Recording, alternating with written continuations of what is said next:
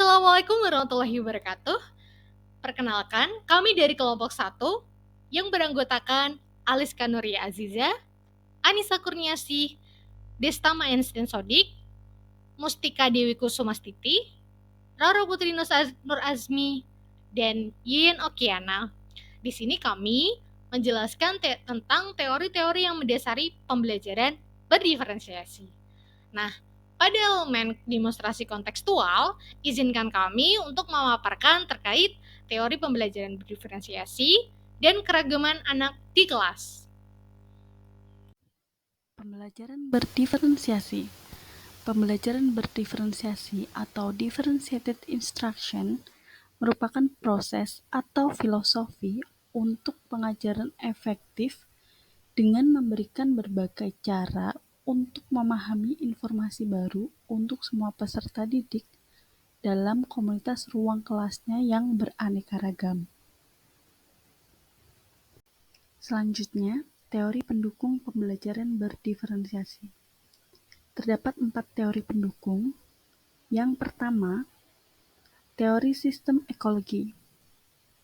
Yang kedua, teori multiple intelligences. Yang ketiga, teori Zone of Proximal Development atau ZPD. Dan yang terakhir, learning modalities.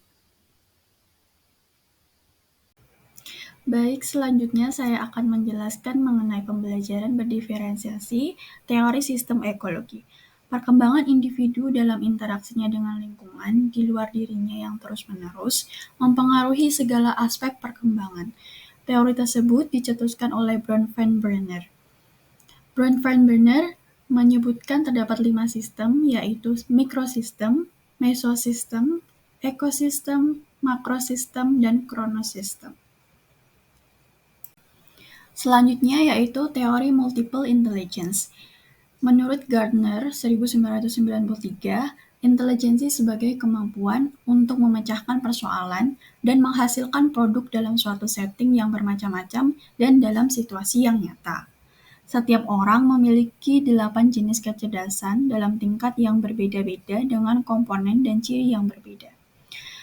Adapun 8 jenis kecerdasan yaitu sebagai berikut: musikal, verbal linguistik, intrapersonal, logis matematis, interpersonal, spasial visual, naturalis, dan kinestetik jasmani. Teori yang mendukung pembelajaran berdiferensi yang ketiga adalah teori Zone of Proximal Development atau ZPD yang dikemukakan oleh Lev Vygotsky. Zone of Proximal Development adalah jarak antara kemampuan anak untuk melakukan tugas di bawah bimbingan orang dewasa atau dengan kolaborasi teman sebaya dan pemecahan masalah secara mandiri sesuai dengan kemampuan anak. Teori Zone of Proximal Development atau ZPD merupakan zona antara tingkat perkembangan aktual dan tingkat perkembangan potensial.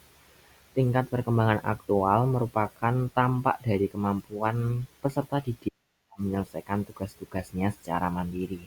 Sedangkan tingkat perkembangan potensial merupakan kemampuan peserta didik dalam menyelesaikan tugas atau permasalahan dengan bantuan orang dewasa.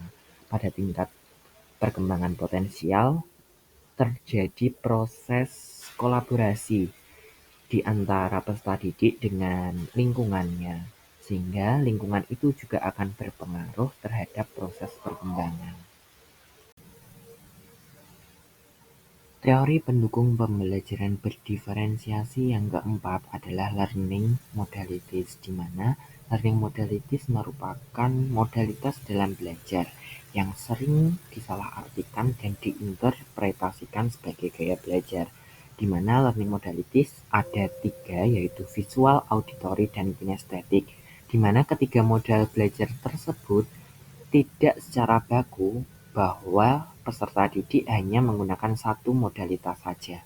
Intinya, kita tidak boleh terjebak dalam stereotip tipe belajar seperti apa peserta didik tersebut. Yang mana Mungkin bisa terjadi bahwa peserta didik tersebut memiliki multimodalitas baik visual auditori maupun visual kinestetik atau yang lainnya. Selanjutnya, masih di pembahasan pembelajaran berdiferensiasi, menurut atau berasal dari referensi lain, yaitu menurut Tomlinson tahun 2021, bahwa semakin banyak jumlah peserta didik, bukan pula berarti bahwa guru harus menyediakan lebih banyak variasi dalam mengajar untuk semua peserta didik. Dan menurut Aprima dan Sari tahun 2022, pembelajaran berdiferensiasi merupakan pembelajaran yang memperhatikan kebutuhan peserta didik dalam hal kesiapan belajar, profil belajar peserta didik, minat, dan bakat. Dan menurut Pramunianti dan pada tahun 2023, pembelajaran berdiferensiasi adalah pembelajaran yang mengakomodir kebutuhan belajar peserta didik. Lalu ada Al-Hafiz tahun 2022, pembelajaran berdiferensiasi juga bukan berarti guru harus mengelompokkan murid yang pintar dengan yang pintar atau sebaliknya, bukan pula memberikan tugas yang berbeda untuk setiap anak. Lalu penelitian lain yang dilakukan oleh Demir tahun 2021 semakin mempertegas bahwa pembelajaran berdiferensiasi berdasarkan gaya belajar lebih efektif untuk motivasi siswa terhadap pembelajaran IPA daripada metode pengajaran tradisional.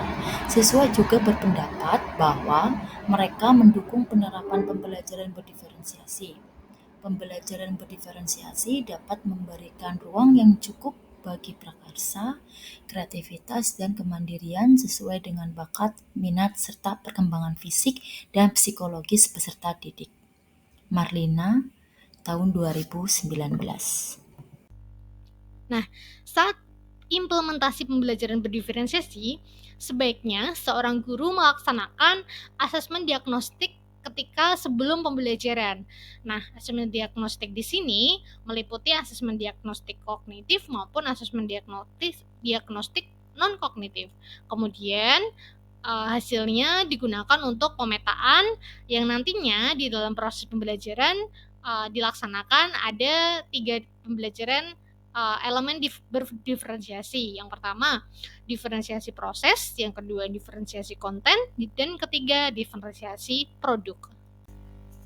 Nah, selanjutnya di sini saya menjelaskan terkait keragaman anak di kelas. Nah, keragaman anak di kelas itu di sini terdapat 3 poin yang perlu diperhatikan. Yang pertama, ada kesiapan belajar, yang kedua ada minat belajar, dan yang ketiga ada profil belajar.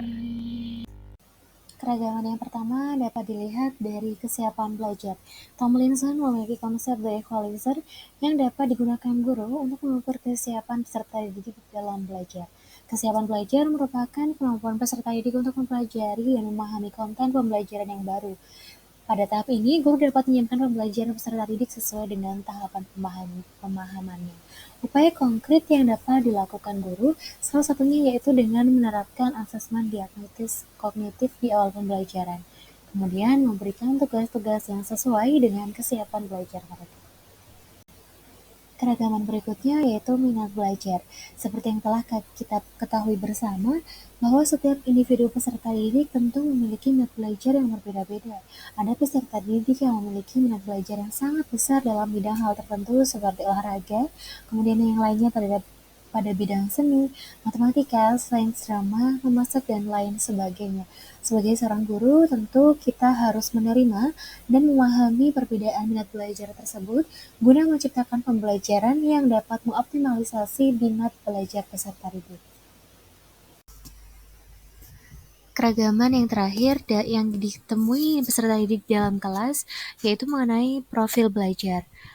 Profil belajar peserta didik merupakan cara bagaimana seorang individu dapat belajar dengan baik. Profil belajar peserta didik ini dikaitkan dalam beberapa hal. Yang pertama yaitu preferensi terhadap lingkungan belajar. Misalnya tingkat kebisingan atau pencahayaan ruang yang mempengaruhi proses belajar peserta didik. Kemudian kombinasi kebiasaan budaya memiliki pengaruh seperti santai terstruktur, tenang ekspresif, dan juga impersonal personal. Yang ketiga, mengenai preferensi gaya belajar. Gaya belajar meliputi visual, auditori, dan kinestetik. Dan yang terakhir yaitu preferensi kecerdasan majemuk. Kecerdasan ini meliputi musikal, kinestetik tubuh, verbal linguistik, naturalis, logis matematis, visual spasial, serta interpersonal dan intrapersonal. Setiap keberagaman peserta didik ini membutuhkan perhatian yang berbeda pula oleh guru dalam proses pembelajarannya. Oleh karena itu, guru harus memiliki keterampilan untuk menerima perbedaan, mengenali sekaligus mengakomodasi seluruh perbedaan kebutuhan peserta didiknya untuk memaksimalkan potensi yang dimiliki. Sekian penjelasan dari kelompok kami. Apabila ada kesalahan, mohon dimaafkan. Wabillahi taufiq wal hidayah. Wassalamualaikum warahmatullahi wabarakatuh.